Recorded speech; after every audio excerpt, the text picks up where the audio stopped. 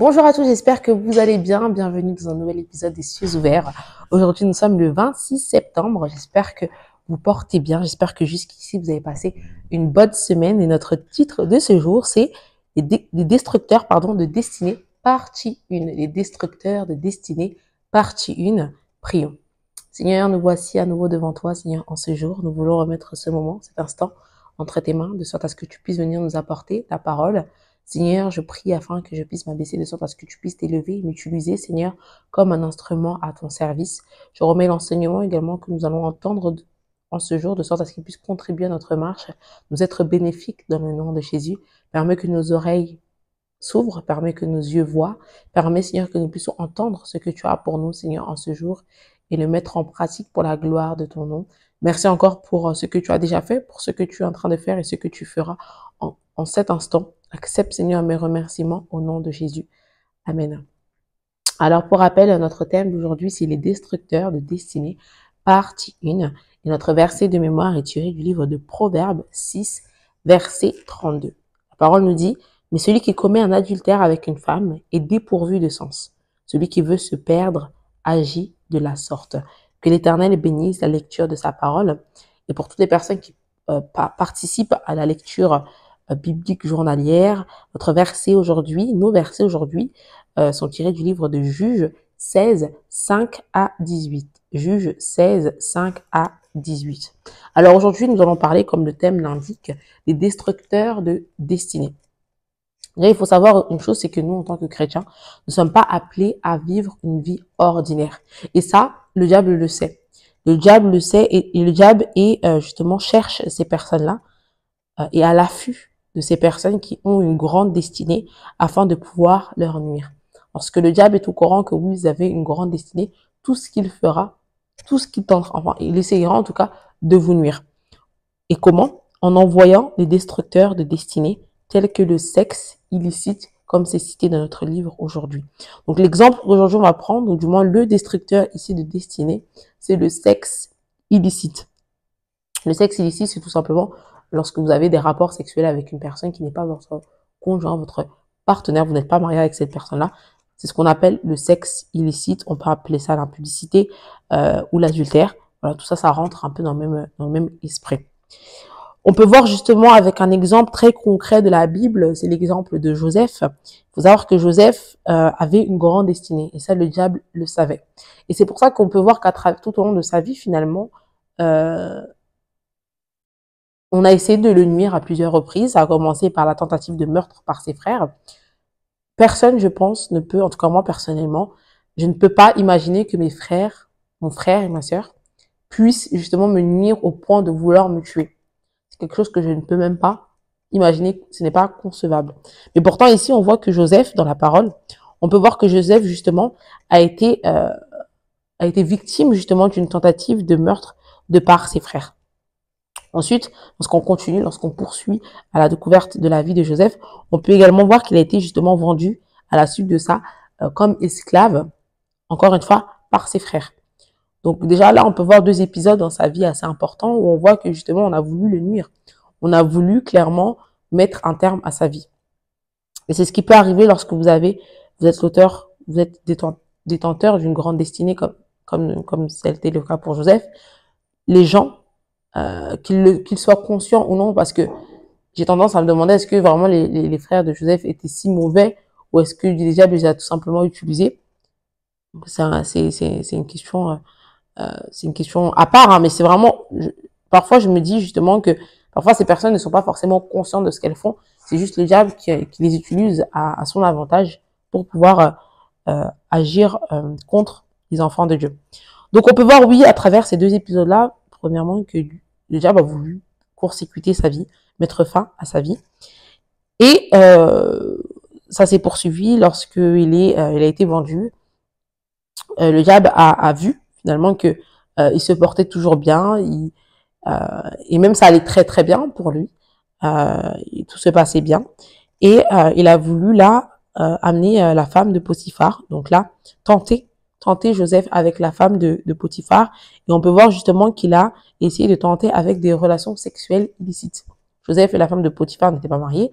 En effet, c'était la femme de Potiphar, donc elle avait déjà un conjoint, mais le diable a quand même voulu essayer, tenter Joseph, et pour qu'il puisse tomber, et pour qu'il puisse également, afin de, à travers cela, nuire à sa destinée. Mais gloire à Dieu, Joseph n'est pas tombé, malgré le fait que le diable ait essayé de détruire sa destinée au travers le sexe. Et c'est important lorsqu'on regarde l'histoire justement de Joseph, c'est important de comprendre ou de voir que votre réponse aux tentations finalement du diable sont assez déterminantes. La tentation en elle-même, elle n'a pas d'importance ou d'intérêt, sauf si vous ne tombez dans la tentation. Elle n'a pas de poids. La tentation, c'est une tentation, mais si vous arrivez à fuir la tentation, à résister, voilà, elle vient, elle part. Voilà, elle n'a pas forcément de poids, pardon. Mais si là, vous tombez dans la tentation, forcément, ça aura des conséquences, d'où le fait que je dis ici que votre réponse aux tentations du diable sont déterminantes. Il faut savoir que la fornication et l'adultère sont destructeurs. Je parle de sexe illicite, je parle également de fornication et d'adultère. C'est deux péchés assez destructeurs parce que ça souille votre corps. Ça souille votre corps et la parole dit en effet dans 1 Corinthiens 3, 16 à 17 que notre corps est le temple de Dieu. Donc nous avons, nous, en tant que chrétiens, cette responsabilité déjà qui est de prendre soin de notre corps. On parle de sexe, donc le fait de ne pas coucher avec des personnes qui ne sont pas notre partenaire. Mais après, on peut également l'élargir et parler également du fait de ne pas de prendre soin de son corps. Donc ça peut passer par le sport, d'avoir une bonne alimentation, etc., etc.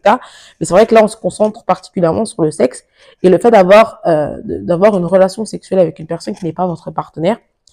Moi, je vois cela comme quelque chose de très très spirituel parce que en faisant cela, vous créez finalement un lien avec la personne avec laquelle vous avez ces relations-là. En fait, ça va au-delà de l'acte physique. C'est très spirituel et c'est pour ça qu'on met en garde au mieux. Et je pense qu'on le répétera jamais assez, mais c'est important en tant que chrétien de fuir cela, de fuir. Même si vous pensez que c'est des personnes, même si maintenant, disons, vous êtes en relation avec une personne et vous pensez que c'est la personne avec qui vous finirez le restant de vos jours, premièrement, déjà, rien ne vous l'assure. Et deuxièmement, pourquoi ne pas attendre le mariage? Si vous êtes tellement sûr que cette personne-là, vous finirez votre vie avec cette personne-là, pourquoi ne pas attendre le mariage pour avoir des rapports sexuels avec la personne? Donc, c'est important en tout cas de savoir qu'en dehors du mariage, en tout cas, parce que là, on s'adresse à des personnes qui ne sont pas mariées, ou des personnes qui même sont mariées mais qui souhaitent voir ailleurs, il faut savoir que ces deux péchés-là sont très, très destructeurs et elles peuvent nuire à votre destinée. Et on peut le voir justement avec l'exemple de Samson dans la parole de Dieu, lui qui a succombé justement au désir de la chair. Et il faut savoir que Samson, c'était quelqu'un de puissant, quelqu'un de grand, quelqu'un qui à lui seul pouvait renverser une armée entière. Mais parce qu'il a justement succombé à cette tentation-là, parce qu'il a eu des rapports sexuels avec une personne, avec une femme qui n'était pas sa partenaire, on peut voir comment ça a fini pour lui. On peut voir que il est passé de quelqu'un ici, une personne qui avait une certaine position, on avait un certain respect pour lui, etc., à une personne qui finalement est tombée plus bas que terre. Donc on peut clairement voir à travers l'exemple de Samson, et je vous invite à l'étudier si vous ne connaissez pas son histoire, les conséquences du sexe illicite, les conséquences des relations sexuelles hors mariage. Et comme je disais plus tôt, notre corps est le temple de Dieu, d'où l'importance, d'où l'intérêt de prendre soin de notre corps.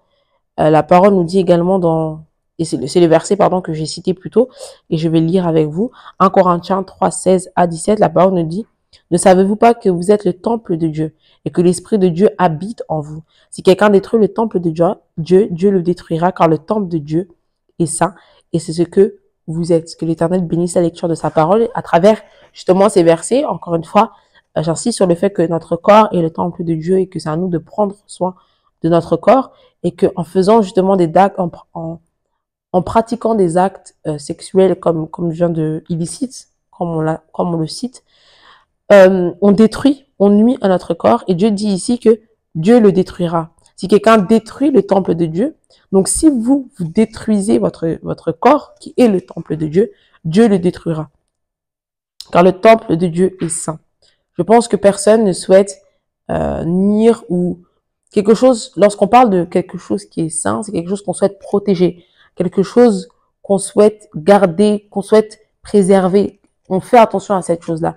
Et c'est avec cette conscience-là, ou du moins c'est comme ça que vous devez voir votre corps. C'est quelque chose de précieux, précieux pour Dieu. Et c'est pourquoi vous ne devez pas aller souiller ce corps-là, parce qu'il est précieux aux yeux de Dieu.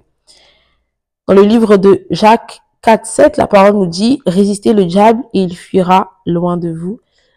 Tout ça pour dire que c'est à vous, c'est de votre devoir et vous avez la capacité de résister le diable. Et à partir du moment où le diable verra que finalement, peu importe les tentations, même s'il vous ramène une femme élégante qui vous plaît, certainement, vous ne tomberez pas. Bon, au bout d'un moment, lui-même fuira loin de vous parce qu'il saura que vous êtes tellement concentré, vous êtes tellement...